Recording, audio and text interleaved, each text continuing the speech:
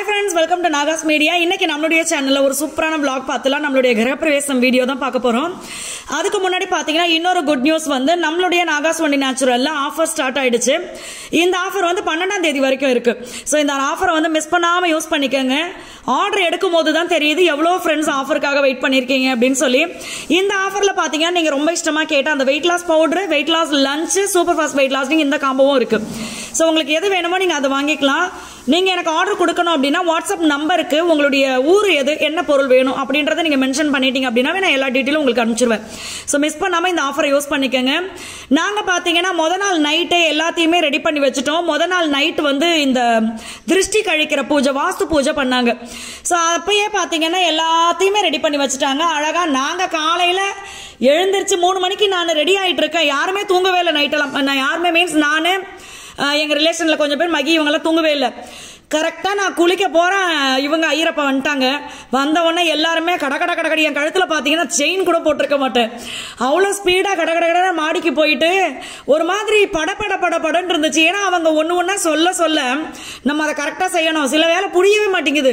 திருப்பி கிட்ட போய் அப்பா என்ன சொன்னீங்க, இன்னொரு வாட்டி சொல்லுங்கன்னு கேட்டுட்டு இருக்கோம். சரியான சூப்பரா இருந்துச்சு. என்ன இன்னொரு சந்தோஷம் என்னன்னா எங்க வாழ்க்கையில வந்து இதுதான் ஒரு ஃபர்ஸ்ட் குட் நியூஸ். என்ன சொல்லலாம், கல்யாணம் நடந்தது, பிள்ளைங்க பிறந்தது இதெல்லாம் ஓகே, பட் இந்த மாதிரி செலிப்ரேட் பண்றத சொல்றேன்.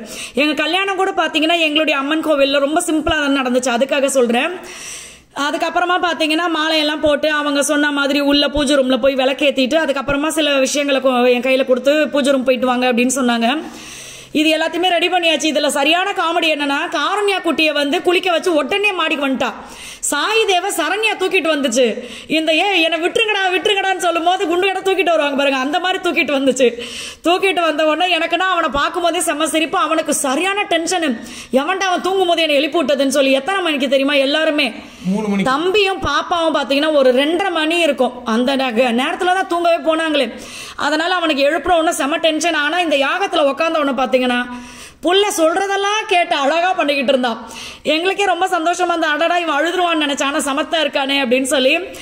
அதுக்கப்புறமா பாத்தீங்கன்னா மைக்ல வந்து மந்திரம் சொல்ல ஆரம்பிச்சுட்டாங்க. அதுவும் எப்படி எல்லாரும் தூங்கிட்டு இருக்கிற நேரத்துல மைக்க வேற போட்டு சொல்லியாச்சா. கிரகப்பிரவேசத்துக்கு வந்தவங்க நிறைய பேர் சொன்னாங்க எங்க காதுல கேட்டுச்சு பண்ணிங்க மந்திரம் படிக்க ஆரம்பிச்சது அப்படின்னு சொல்லி. அதனால ரொம்ப சந்தோஷமா இருந்தது. அதே மாதிரி நம்ம இன்விடேஷன் கொடுத்ததுல மேக்சிமம் எல்லாருமே வந்துட்டாங்க. எல்லாருமே வந்து ஒரு சில விஷயங்கள் சொல்லியிருந்தாங்க. என்ன அப்படின்னா, ஒன்று வந்து நீங்கள் சாதிச்சிட்டீங்க அப்படி சொன்னாங்க.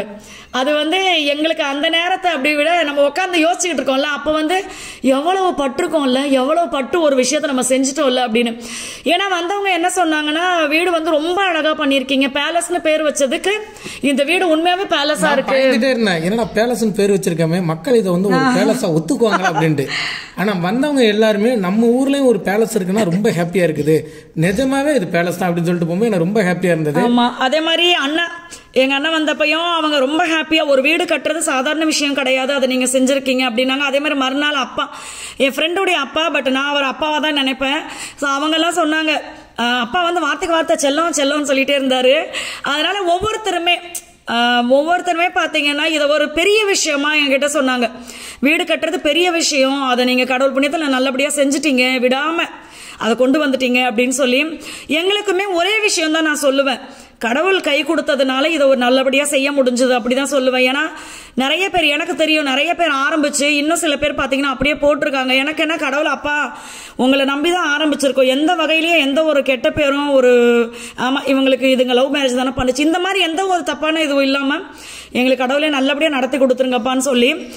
அதே மாதிரி பாத்தீங்கன்னா எல்லாமே நல்லபடியா நடந்தது. கோமாதா உள்ள வந்தவொடனே நாலு பக்கமா போகுது, டைல்ஸ் அவங்களுக்கு வழுக்க ஆரம்பிச்சிருச்சு. அதுக்கப்புறம் நானும் மனசுக்குள்ள அம்மா தாயே நடுவீட்டு வரைக்கும் இங்க வரைக்கும் வந்துருங்கப்பா அப்படின்னு சொல்லி அவங்கள கூப்பிட்டு வந்து பேசாம நிக்கவும். கண்ணுக்குட்டி பாருங்களேன், அது பால் குடிக்கிறது என்ன ஒரு அழகு, அப்படி முட்டி பால் குடிக்க, எனக்கு அதெல்லாம் நான் ரொம்ப ரசிப்பேன். அழகா பால் குடிச்சிட்டு இருந்தாங்க. அதுக்கப்புறம் அவங்க ஐயரப்பா என்ன சொன்னாங்கன்னா, கொஞ்சோண்டு பால் கப்புல எடுத்து கொடுங்க பசும்பால் அப்படின்னு சொன்னாங்க. கொஞ்சோண்டு நம்ம வீட்டில் அப்படியே இது பண்ண சொன்னாங்க, பீச்சு விட்டுற சொன்னாங்க கீழே, அது ரொம்ப நல்லது அப்படின்னு சொன்னாங்க. எனக்கு ஆசை எப்படியாவது மாடிக்கு ஏத்திரணும்னு.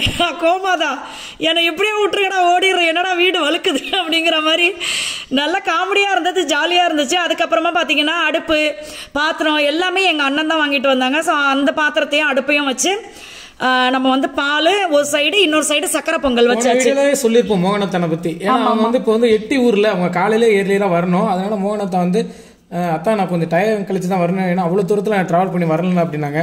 சரி, இருந்தாலும் மோகனாத்தா வந்து வந்துட்டாங்க, கரெக்டா வந்துட்டாங்க. முத நாளும் ரொம்ப நேரம் இருந்து எல்லாருக்கும் பரிமாறிட்டு அப்படிதான் கிளம்புனாங்க. அழகுநிலாக்காவும் ரஞ்சிதாவும் என்னோட சிஸ்டர், அவங்களும் இவங்கெல்லாம் பாத்தீங்கன்னா நம்ம செய்யறதுக்கு அதாவது பயமா இருக்கும்ல, என்ன செய்யறதுன்னு தெரியல அடுத்துன்னு. அவங்க செஞ்சு முடிச்சிருப்பாங்க. ஓ அப்புறம் இப்படித்தானே அப்படின்னு பால் பொங்குனவனே இந்த பக்கம் தான் பொங்கணும்னு சொன்னாரு. அதே மாதிரி அந்த பக்கம் பொங்கிருச்சா, அக்கா இன்னும் கொஞ்சம் தண்ணியில ஊத்துங்க அப்பதான் நல்லா பொங்கும், தண்ணியை ஊத்துக்கிட்டு இருந்தாங்க. அழகுநிலாக்கா எங்க இருக்காங்களோ அந்த இடம் சிரிப்பா தான் இருக்கும். நல்ல ஜாலியா சூப்பரா, அந்த என்ன சொல்றது, எது மனசுல இருந்தாலும் வச்சுக்க மாட்டாங்க. அந்த நேரத்துல அந்த இடத்த ஜாலியா சந்தோஷமா கொண்டு போகணும், இந்த மாதிரி தான் பண்ணுவாங்க. அதுக்கப்புறம் பாத்தீங்கன்னா சின்ன மாமியார், அப்புறம் மகியுடைய தாய்மாமா ஒய்ஃப், இவங்கள நைட்டு எல்லாருமே மேக்சிமம் அங்க நிறைய பேர் தங்கி இருந்தாங்க. ஒரு சிலருக்கு மட்டும் பாத்தீங்கன்னா அன்னைக்கு 6ஆம் தேதி பாத்தீங்கன்னா ஏகப்பட்ட ஃபங்க்ஷன், வீட்டுக்கு போய் என்னென்ன கல்யாணத்தை முடிச்சுட்டு ஒரு இடத்துல சாப்பிட்டு வந்துடுறது, இந்த மாதிரி தான் நிறைய பேர் பண்ணியிருந்தாங்க. இவங்க பாத்தீங்கன்னா சிங்காரம் அப்பா, நான் அவர் அப்பான்னு தான் கூப்பிடுவேன். எனக்கு மாமா வேணுமா, மாமா வேணும், எனக்கு சித்தப்பா. ஆமா, ஆனா நான் அவங்களை அப்பான்னு தான் சொல்லுவேன். அப்பா காலையில பால் காய்ச்சும் போதே வந்து சாமியை கும்பிட்டுட்டாங்க. நம்ம தலைவன் வந்துட்டான் ஊர்ல இருந்து. அப்புறம் எங்களை ஒண்ணு சேர்த்து வச்ச மை அண்ணன் பிரபு அண்ணா, எல்லாருக்குமே தெரியும் பிரபு அண்ணாவுக்கு ஆரம்பத்துல இருந்து சொல்லிட்டே இருப்பேன். ஏன்னா அவ்வளவு பிரச்சனைகளை தாண்டி எங்களை கூட்டு வந்து ஒண்ணு சேர்த்து வச்சாரு, பயப்படவே இல்லை. முத நாள் தைரியம் கொடுத்த எல்லாரும் பாத்தீங்கன்னா மறுநாள் சரக்கு அடிச்சுட்டு தெரியாம சொல்லிட்டேன்டா, போதையில சொல்லிட்டேன்ட்டாங்க. அதுக்கப்புறம் அண்ணன் தான் கூட தைரியமா வந்தாங்க, இன்னொரு அண்ணாவும் வந்தாங்க, நிறைய அண்ணன்கள். அடுத்து நம்மளுடைய ஜெயபால் அண்ணா, ராணி அக்கா. அண்ணா பாத்தீங்கன்னா எனக்கு ஒரு சூப்பர் கிஃப்ட் கொடுத்துருந்தாங்க.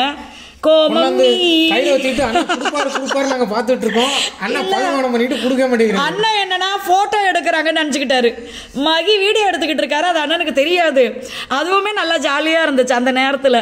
அண்ணன் பாத்தீங்கன்னா அண்ணன் அப்படிதான், எப்படி அழகுநிலா அக்கா சொன்ன அதே மாதிரி தான் அண்ணன் அக்கா. வீட்டுல எந்த சுப காரியங்கள் நடந்தாலும் விளக்கேற்றி ஆரம்பிக்கிறதுல அக்காவுக்கு ஒரு தனி இடம் இருக்கு. ஏன்னா அக்கா வந்து நம்மள மாதிரி அக்காவும் நல்ல ஒரு பொண்ணு, பெரிய இடத்துல இருக்காங்க, அவங்களும் ரொம்ப கஷ்டப்பட்டு தான் மேடேறி வந்தாங்க. இப்ப எங்களுடைய பழக்கமே பாத்தீங்கன்னா எங்களுக்கு ரொம்ப நிறைய ஃப்ரெண்ட்ஷிப்லாம் நாங்க வச்சுக்கவே இல்லை.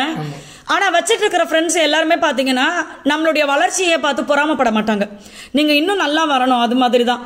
அதே மாதிரி அண்ணா நாங்க வீடு கட்ட ஆரம்பிச்சப்ப பயந்துட்டு இருந்தாரு, இவ்வளவு பெருசா சீக்கிரம் முடிக்கணும், எப்படி முடிக்க. அப்பப்ப அண்ணா ஜெயபால் அண்ணா கேட்டுக்கிட்டே இருப்பாங்க, எப்படிப்பான்னு. என்னன்னா நான் அப்படியே வருஷப்படுத்தி சொல்றேன் பாருங்களேன். எனக்கு ஃபர்ஸ்ட் மோகன் அண்ணா கிட்ட நம்ம சொன்னோமா, மோகன் அண்ணா சொன்னாரு பல பிரச்சனை வரும், ஆனா கடைசியில் அந்த வீட்டில் போய் நீங்க உட்காந்துருவீங்க, அதை மட்டும் நினைங்கன்னு சொல்லி. அண்ணா எப்படின்னா ஆரம்பிச்சிட்டீங்க முடிச்சிருவீங்க கவலைப்படாதீங்க அப்படின்னு ஜெயபால் அண்ணா சொல்லுவார். எல்லாருமே அதே மாதிரி பாத்தீங்கன்னா அம்மா வந்துட்டாங்க அந்த நேரத்துல, புனிதம்மா வந்துட்டாங்க. நிறைய ஃப்ரெண்ட்ஸ் கேட்டுட்டே இருக்கீங்க புனிதம்மா உனக்கு வீடியோல காட்டுறதே இல்லையான்னு.